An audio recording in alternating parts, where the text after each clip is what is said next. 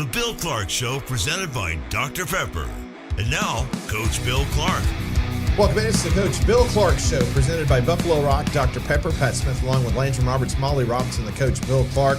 Coach, we talked about last weekend kind of being separation Saturday, and man, did teams show out around the Southeastern Conference. Yeah, obviously we've had this talk early in the week, and as we get ready for the end of the week and they take the next steps, let's look back. Alabama Vandy, what a great game. I was so impressed. I know you impressed with the winner, but I was so impressed with Vanderbilt, how just the offense they run. Probably it's the first time I really studied. I looked at them a little bit in the offseason, but just how they used the whole field, the width and the breadth of the field. Offensively, I thought they were solid. Defensively, I say that to say Alabama had to dig. They had to dig deep against what I would say is a good team and make plays at the end. Their defense had to stand up.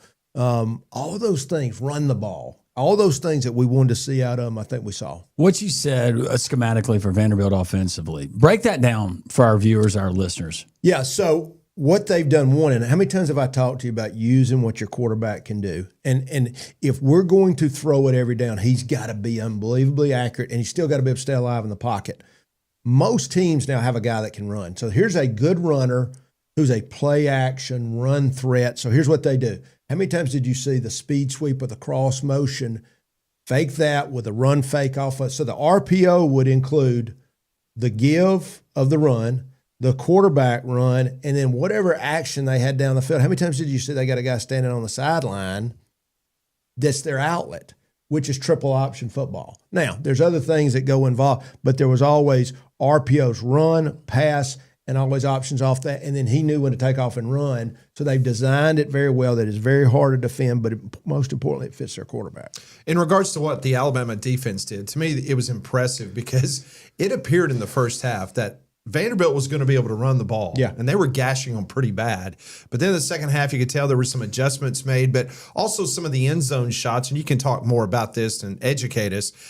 Obviously, some of the Alabama linebackers got involved in the trash, and they had bad angles, and that opened up big runs for Vanderbilt. What did you see in the second half from the Bama D? Yeah, and I think you asked a good question at the first week about what adjustments can you make at half. Maybe we talked about that last week, but you can make adjustments. They made adjustments. Obviously, they're seeing this film as I think you start to see their D-line start to show out a little bit and impose their will, which start freeing up those linebackers more.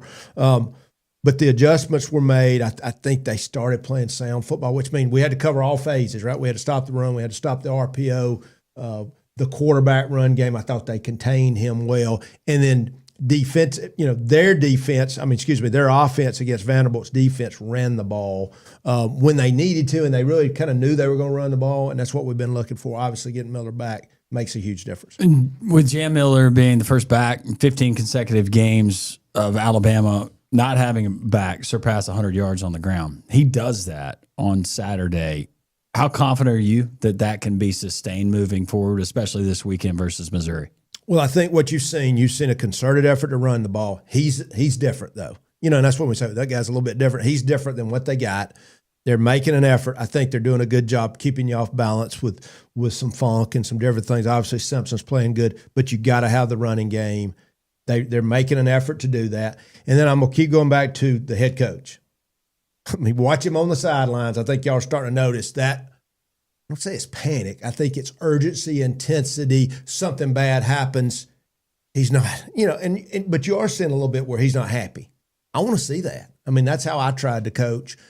You can't just keep your emotions bottled up all the time. Your players need to see it. I'm not talking about panic. I'm not talking about going crazy, but, let's go, getting on somebody a little bit, encouraging all the things, and him knowing that every play is important. I don't say life or death, but it's important. One thing that Ty Simpson mentioned after the game, he had another very impressive performance, was the fact that he took 4 sacks. Yeah. And one thing is for sure, probably 3 of the 4, that was on him. Yeah. That he should have got rid of the ball. What are you seeing with Ty Simpson as he continues to improve each and every week? I think for anybody, if I'm talking about a player, a coach, self-reflection, right? Hold the mirror up to yourself. And I'm not talking about getting so down on yourself that you can't function, but to say, wait, here's where I can improve. We can improve every game, every week. So we've seen this. This is a coach's son. That's what we want. I want coaches who are coaches' son. I want players who are coaches' son when I can get them. and beside the fact he can run and he can throw and he's super accurate, but I think reflecting on that, knowing I can do better, and that's how a guy's going to keep growing. Eli Drinkwitz, Missouri's head coach, back-to-back double-digit win seasons. Not something that a lot of head coaches in the SEC can say. How has he been able to do it, Coach, at Missouri?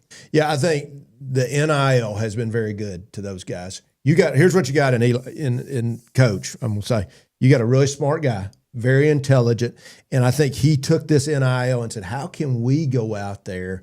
And it leveled the playing field for the Indianas of the world, the Missouris of the world, where they were able to go out and find those guys. His running back was with Coach Vincent at Monroe. I don't know if he's still leading the country, but he's right up there. I think he's done a good job in recruiting. I think they do a lot of good things offensively. I think he's used that NIL, the money they've gotten to really allow them to compete. I understand that you do not cover Missouri. You don't look at Missouri film. You're not at practice. But I'm just curious, if you were setting a defense, how would you attack Ty Simpson and the Alabama offense? Like, what would you set up in regards to your coverages and to try to confuse him to make it a difficult afternoon in Columbia? Well, I think anybody on defense now is trying to lie to the quarterback, and it's all become post-snap. And everything I can do right before the ball snapped, I do not understand. I see these guys, and they don't ever show press coverage. I mean, everything should be me changing up my alignment. I'm up on the receiver, I'm off the receiver. I'm off the receiver, I'm on the receiver. But you got to be able to do those things. So what's happening now, and that's why this 3 safety look, and we need to really dive. We've done a little bit of that. That 3 safety look allows you to do all these different things. Now, I'm not a proponent of playing the 3 safety look all the time, but how can I give him, is it a 2 high shell? Is it a 1 shell? Is it 1 going to 2, 2 going to 1, man zone? You got to be able to give them all these things. They're so well schooled now. You got to give them all. I think what I would have done to him before, is say, we're not going to let you throw the ball. We're going to make you run the ball to beat us. And I'm not saying, you're going to put everybody in the pass game, but I would have been more pass defense centric, make them run the ball. What's happened now? What's changed to make them a better team? They're running the ball, as I've said, which sets everything up. And his accuracy has really been something to watch. Early kick on the road. Did you prefer that as a head coach? As the road team or the home team? Road team. I like to get up and play. Now, if I just said, I then felt my discipline of how we did things, because we were pretty much, I wanted to get to the opponent's place early. Now, I hear these guys, they get there at night.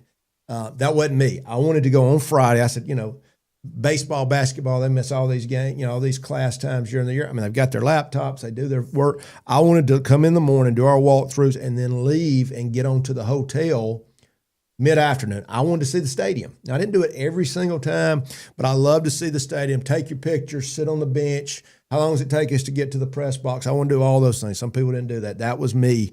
And then we were ready for that early kick. So I liked it. We were going to practice at some time in the year. In the spring, we were a morning team. In the fall, we were an afternoon team just because of the heat. I wanted to be used to the heat in the afternoons. Especially, I didn't want to be getting up early and we were playing late games, even though some people do it. I do think that you've got to at least experience practicing or playing in the morning. But it was an advantage to me, and it was sure an advantage if I was at home. I love the early game. So basically, get to the stadium and take your pictures the day before. That's what I want to do. I just, they're going to take pictures. They're going to take video. They're going to do all those things. I wanted them, and because I've lived it. I've told y'all my story from state championship game where our guys are going. Now, granted, these guys are used to playing in bigger stadiums, but there's just something about I'm a freshman, and I'm going to play in this game, and it's the first time I've ever been in Tennessee Stadium, Alabama Stadium. The Alamo Dome. Anything. So what are they doing? They're doing that. I want them to walk in that stadium. It's game time. All the things that I got 2 hours to get ready to play. All this work we've done for these opportunities. I could not look back from a guy that had to live it, where I got guys big-eyed coming to a stat, said that's over. Never do it again. Yeah. Smart Bank, a great sponsor of this program each and every week. Just outstanding local banking. Yeah, I think we keep saying it, but great folks, know who you are, all the amenities of the biggest banks out there right here local. Obviously, we know they started in Tennessee and really expanded in Alabama, and just good folks doing a great job. Coach, a bye week for the Auburn Tigers as everything was on the table according to Hugh Freeze, trying to get that offense percolating. Got Georgia coming in, Deep South's oldest rivalry. Talk about a bye week, how important that was, especially for Auburn and trying to get that offense going. I think it's huge. I mean, I think to be able to get out of the noise, because they would have been up in noise up until the kickoff of the last game. This one is huge. Georgia's gettable. I mean, they got them at home, right? You've had a chance to go create things that they're not ready for. So you got a chance to go steal some points, especially early, with just having an open date, fix things, get guys well. I mean, that's the one thing about football that's always like, man, if you get an open date and I don't have one, but you're going to get, I mean, you're going to end up, it's evening out because you're going to get one unless Alabama and Georgia chose to have them, obviously at the same time, which I think, okay, that makes that a great game. They've got to take advantage of this open date. All right, Coach, knowing Auburn's personnel, yep, Kirby Smart, that defense, what is your biggest fear as a defensive coordinator, knowing the personnel that Auburn has schematically, what they could potentially do? I mean, I've said it 1,000 times, run the quarterback. And I'm not talking about 30 times. I'm talking about a concerted effort to run this big, good-looking guy that can really run power read, run zone read, but not throw the ball. It's like we talked about with Vanderbilt. It's a part of everything you do, and you just see it's like, what did we promise these receivers? What did we tell them how many times we were going to throw the ball? Because what's going to happen, you win, and all of a sudden you're feeling so good. Here comes this receiver. You know what he says? Why didn't I get the ball thrown to me more? That's why I always said I never, ever promised how many times we're going to throw you the ball. Look, we're going to get you the ball, but what I'm paid to do is win ball games. So, but we're going to get you the ball. We like to throw the ball. We're going to throw it deep. We're going to throw it short. But I've got to do what fits us. And so that's why you're constantly, when you see something like that, and I'm not saying like this is something horrible. It happens to all coaches and all programs. It's this, how do you manage these receivers that you promise something to get them? And that's where you just got to be careful. But I think a balanced offense, right? A balanced offense includes quarterback run game. Now, what does that open up? I got to start getting more guys in the box. If they don't put more guys in the box, I mean, look what Oklahoma did with him last year against Alabama. Right? So we know this is who he is. Now those shots on the outside are going to start opening up. And if they don't load the ball, I'm going to keep running him. All right, so talking about the Auburn offense, one of the things that we hear about on a daily basis on the show is the frustration. We talked to Rob Pate, former Auburn defensive back, and Rob says, I'm watching the game, and it's like we're letting the defense dictate to where Cam Coleman is going to be instead of us doing things imaginative to try to get Cam Coleman moved around because he's your best player on offense. Yeah. We're not getting the ball to him. So kind of go into that about having that player and how you can move him around and try to get him more involved. Yeah, and I think there's two thoughts there. One, is he a movable guy? And I thought sometimes, and I'm not discounting what Rob said, but there are a bunch of ways to move him around and get him in the bunch and get him, motion him in. Now, can you go put him at a slot? Sometimes he may not be a slot, but I do think you can obviously find a way to get that guy ball. So I said, if he's not getting eight pretty good deep balls, he's that good. And I think that's what we're saying. How do you get him the ball more often? My point is quarterback run game changes the secondary. And it changes what they're able to do. And it may just be, and that's where you got to say, look, if they want to take away our throw game and drop everybody out of there, we run the ball and we win the game. If they want to go and stop the run game, here's the throws. If they're kind of in between, then we got to be in between, which is we got to be able to take advantage of all those things. You went out and got this quarterback that's the guy he is. And remember, I said that in the offseason. This guy to me is a runner who's got a big arm that can throw the quick game and throw the deep ball. You can grow that other part, but he's not a system quarterback. But he's a really good runner. And he's big and he's strong and he's tough. And then you just got to take advantage of it. A win for Auburn and Hugh Freeze, that turns your whole season around. It's a whole new outlook. Yeah. But a loss. Then you start looking at a pattern. Yeah. 0-4 to start year one in league play. 0-4 last year. That would put you at 0-3. You got Missouri rolling in next week.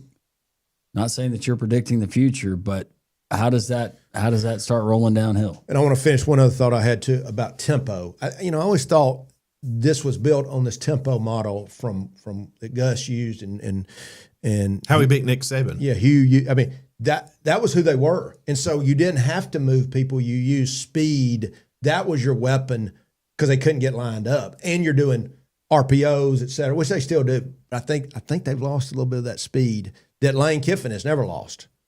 He's kept the playing fast because he knows what it does to defense. Anyway, that's something to think about. What was the question? A loss. What does that? What does that do? I think when you say how hard is it in the world we're in, man, Coach, why are you like you are about winning and losing? No, I still feel like all those other things, and especially then, were what kind of player we make, what kind of person is he. But winning and losing is the life or death of what we do. Because the hardest thing in the world, go be a college football coach in today's world after a loss. You're an idiot. Everybody on your team's an idiot. Your play caller's an idiot until when? To the next win. Mm-hmm. I mean, it's just the world we're in. And when those things start stacking up, it's a problem. And when they start stacking up, especially with good teams coming, it's a problem, especially if you've got a history of not winning. You know what's coming. So when a coach says, I don't pay attention to any of that, when referencing the criticism. BS. Okay. You're a liar. Now, you might turn off all your social media. But you're aware of it. Of course you are. Okay. So what do you want to do? You just don't want to lose. The volume of it is based on how much you win. For a guy that lost one game a year, you knew what was being said. I don't care if you go hear a radio show, a social media, the demeanor of your players, but I know what I've got to do to get them back up. The temperature of your fan base too. Yeah, and I'm not saying you sit there and look at, what is Joe Blow here saying about me on social media, but you understand 1 loss to 2 loss, 2 loss to 3 loss. Oh, what was going on in the offseason? That's what I'm referring to. I'm not referring to some nut out there on social media and you're letting that influence where you call how many throws or runs. I'm not. So no, but if you don't know there's pressure, of course. You're aware of influential people if they're having meetings, even if they're closed doors. That word gets out pretty quick, doesn't it? Yeah, of course. Because your players hit it, your assistant coaches hear it. Your family hears it. So, and not to mention the fact that the other aspect that, thank goodness, you didn't have to deal with it during the time. But just think if you do hit a bump in the middle of the season, all of a sudden those players are going to be contacted by other schools about the transfer portal, or we can pay you more money. And that's what I try to get to. I said, let me tell you what you are creating. You are creating all these young men who need no distractions. They have enough. They have enough just trying to play the game and be a competitor, win my spot, do all the things we've asked them to. Oh, go to school, girlfriend, mom at home, da-da-da. Oh, now we've added somebody reaching out to them on social, through their high school coach. Oh, and there's money involved. You want to create it. Why aren't we starting to see red shirt? I talked to a coach this week. The team they're playing has got guys all of a sudden, because they're starting to lose a little bit, just all of a sudden wanting a red shirt. And wait a second, we've created a policy where if you red shirt, you're out because we've already front loaded this contract and gave you money. You can't make this stuff up. And that's when I say leadership matters, whether it's coaching, business, and when the leadership that was out there, we had this great model. It was not perfect, but we had this great model, and they let this happen. Once again, pay the players. Just, hey, we're getting to maybe one space. That's good. One space. Now let's get these contracts right. Let's get where they can't contact during the year or there's severe penalties. Other than that, pay them. We can do a lot of the things we're doing now, but let's create some rules where people are not messing with their minds during the year. It's not good for the players. It's not good for the teams. It's insanity. I'm going to put you in the seat of a head coach in the Southeastern Conference. And you've got X number of home games to your passionate fan base. And then all of a sudden you're presented with an opportunity, maybe $4 to $5 million that could go to your NIL coffers. Would you be open to perhaps moving a home game in front of your fans to a bigger city, to a neutral site, but it would be your home game in return for NIL? Yes. Yeah. Yeah. Because it's that important. So when you know you now have the ability with X amount of money to go get the better players, of course you would. You would. Because we know now that's the world we're in. So, yeah, especially I'm still the home team. My fans have a chance. Now, if I said I'm going to give up a home game and go on the road to their game, that would be a tough decision. But a neutral site, I'd hate to give it up. But if it was that kind of money and it really made that big a difference for where I was at, yes, I would have to consider that. Okay, you're Bill Clark and you're the owner of Toomer's Drugstore. How do you feel about it then? Oh, I hate it. Yeah. Yeah. I'm just saying as the coach Sure. Yeah. who his job is to win games and money Or is if you're the athletic director that is in charge of raising funds to now, pay for those I would not players. want him to tell me that. I would just say, and here's what a good AD would do. Let me just tell you, you may not like it, but I'm just giving you this option.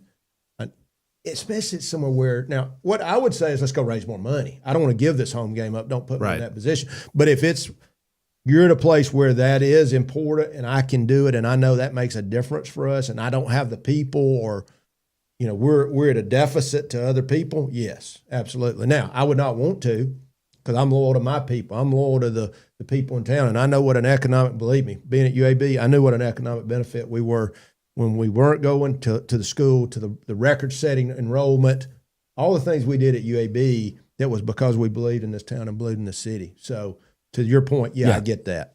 All right. Webb Concrete Building Services, great company, great sponsor. Yeah, Phil Webb and those guys, we got locations all over the place, Center and Pell City and Birmingham. All the building supplies used to know Webb as Webb Concrete. Now they're all the building supplies for your home. Go check those guys out.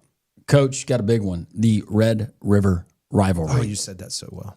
Yeah, I had to say it. We used to call it the shootout. I still call it the shootout. I don't know if you're going PC there. But John Mateer, Oklahoma quarterback, he's been out, had the surgery on the hand by the now world-renowned Dr. Shin, who they celebrated there in Norman, Oklahoma, taking on the Texas team that's reeling after a loss in the swamp last week. Arch Manning, he's underwhelmed. The question is, Oklahoma quarterback John Mateer, is he going to play? They're listing him as questionable. He's pushing to play. You're Texas defensively. How are you preparing? Yeah. Now, my sources say he's not playing from Texas. This was this morning, but what do they know? They're Texas. Wait a minute. Really? You got sources in Texas. I do have sources. Okay. And they say he's not going to play. That's what they said, which means he'll probably play. That's why the Vegas point spread. That's exactly why it's I don't know what they know, morning. but they seem to be knowledgeable of it. So we'll think maybe that's. Can I tweet that? No, please don't. Per Bill Clark. Per Bill Clark. Yes, go ahead, tweet it. Okay. Whatever you want to do. I think this is interesting because I think we've seen the backup. We've seen him play. I was at the game last year against Auburn. Mm-hmm. He's capable. He's not Mateer. So what I would do, I think I'm trying to hear everything I can hear because there's two different game plans. There's a game plan for the backup, what he could do, and then there's a game plan for him. And I think Mateer is a runner. I don't think he's the mostly runner that they got to throw it well too. But you're trying to get all the information, and I think that's where a lot of the fun goes into. Okay, what's going on? What are my sources? But you got to have a plan for both. Another big game nationally is out on the West Coast, and it's Oregon hosting Indiana. I think you're going to get to learn a lot about if this Indiana team is as good as it was last year and how good Oregon is against a very good opponent. I'm really excited about that because I think we're trying to see, is Indiana better? Seems they're better. Obviously, at Oregon is going to be a big task. I think this Indiana team is better than last year, and I thought they were pretty good last year. Once again, though, how good is Oregon? Penn State. We got this Penn State team. How good are they after going out and getting beat by a winless UCLA team? Granted, that's a great story for UCLA, and they made the change, and very cool. Obviously, Rick Neuheisel is a friend of mine, so super happy for him and his son. How good are they? But that's going to be a tough place to play for Indiana in that environment. Oregon's rolling, so that's going to be a fun game to watch. Signetti seems to just he's got that it factor. He does. Gets his team to play at a high level. Yeah, and I think there's some of that's just who you are, and then there's this persona that you try and create for your team, which is bring them home. We know how hard we've worked. That's a place where that confidence is contagious, and that's what he's got. Hey, you know, and there can be a point where you overdo it, you know, but I think I've won everywhere I've been. I mean, that's the thing, because your kids are like, okay, this guy chose me. That's what I used to tell our guys. I said, when you win at every place you've ever been, that means we can win here. And I've picked you for this team. Let's go. You know, we've worked hard. Man, what's the fun in going there and making real history? That's what we're going to do. Have you worked with Cignetti at all? No, just know him through, you know, his times at Alabama really is where I kind of watched him a little bit. But he's seen it done the right way. Obviously, he's got the bloodlines. You know, I think that's what it looks like when a guy knows what it looks like, seen what it looks like, and then can parlay that and take it with him, you know, and that's what he's done. Donahue Chevrolet, once again, I know it looks good, Landrum. I hate to say it, but I mean, his car, he keeps good Tahoe shape. is looking good. We got on him and put some pressure on him, but they've got all kinds of deals right now, Coach, on the heavy duty trucks. They've also got the ridiculous deals where you can find commercial and just regular old vehicles there at great prices. Yeah, I mean, I think we got DonahueChevrolet.com. Go check out all the deals.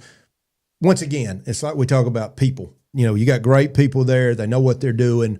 Obviously, they've got great taste because they support us on both our shows. We appreciate that. Oh, and they have ridiculous deals. Yeah, which makes me think of you guys. Oh my goodness, takes a shot at what us deals? After we gave him a compliment. That's it. Or Donna? Oh, yes. That. Yes, that. DonahueChevrolet.com.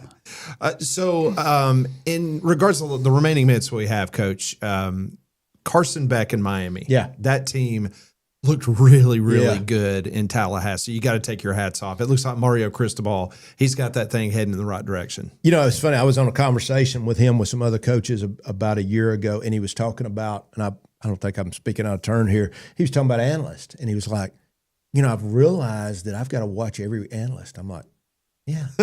You know, but it's, once again, holding the mirror up and going, why are we not playing good? I'm responsible for everybody. Everybody in that building. And I'm saying that as a compliment. You look at that team, and it's looked like he's got his hands on all of them. But I said it about them early on when I saw them. I said, man, this looks like a whole different deal. Granted, they went and found the ways to get the NIL money. They spent it wisely. They got him a quarterback who's proven winner. I don't know how that happened. You know, obviously there was an injury and whatnot, and you had a good backup at Georgia coming. But that was a great move. He looks great. He's playing good. I think he's the highest. You know, I think he's the front runner right now in my book. Ty Simpson's making a good charge. But, boy, they're impressive. You know, the other thing that was impressive is I was reading that two of their top defensive linemen that's been there for, I think, 3 years, that they committed to the team when the program was literally rock bottom, and they have stuck it out. Yeah, and now cool. these guys are two of the biggest leaders they have on the defensive line, and they've made a huge difference. Well, I think two guys that are two positions. You know, I've talked about this before, O-line coaches and defensive coaches. I mean, both those – if they understand all the facets, you know, if you understand the special teams and all that, that didn't just happen naturally. It takes time. But I think you got a toughness created by those kind of people that have coached on the O-line, coached defense, and I think that's what his team looks like. Not asking for a prediction, but when we regather on Monday afternoon on Three-Man Front with you at 1 o'clock, will both fan bases in the state, Alabama and Auburn, will they be happy? That's a great question. I hope for Auburn they are. I hope they use this. Or are we going to be over? Or both fan bases going to be irritated? I tell you what's fun now, because there is parity, at least in those levels, right? Those top levels. Mm-hmm. You got some great games. I mean, Missouri is going to be a tough game, but I think one team's going to be unhappy. That's what you call a. Oh, did you hear that? Okay. I didn't tell you who it was though. No, that's fine. Okay. One fan base. Not both of them happy. Not both of them unhappy. Just one. I noticed the Carolina blue and navy golf shirt you're wearing today. Is that a show of solidarity for with Chapel Bill? Yeah, totally. Yeah, he's got that thing running like a. Yeah, I mean he's the big thing for him. I worry about him financially. Well, yeah, I think so. He needs that golden parachute, right? Support baby girl and her concession. She needs a lot of money for concessions. Oh, really? By the way, during the break of our show, I had an idea for a costume, a couple's costume, but I'll tell you after our show. Okay. Not for air, obviously. Yeah, you'll like it. Yeah. All right. I'm being told that's it for us this week. I don't know if we'll be around for next week or No not. promises. But hopefully we are. We'd like to thank Buffalo Rock, Jimmy Lee, the great people there at Dr. Pepper for sponsoring this show each and every week. From Molly Landrum, I'm Pat. That's Coach. Have a great week. This has been the Bill Clark Show, presented by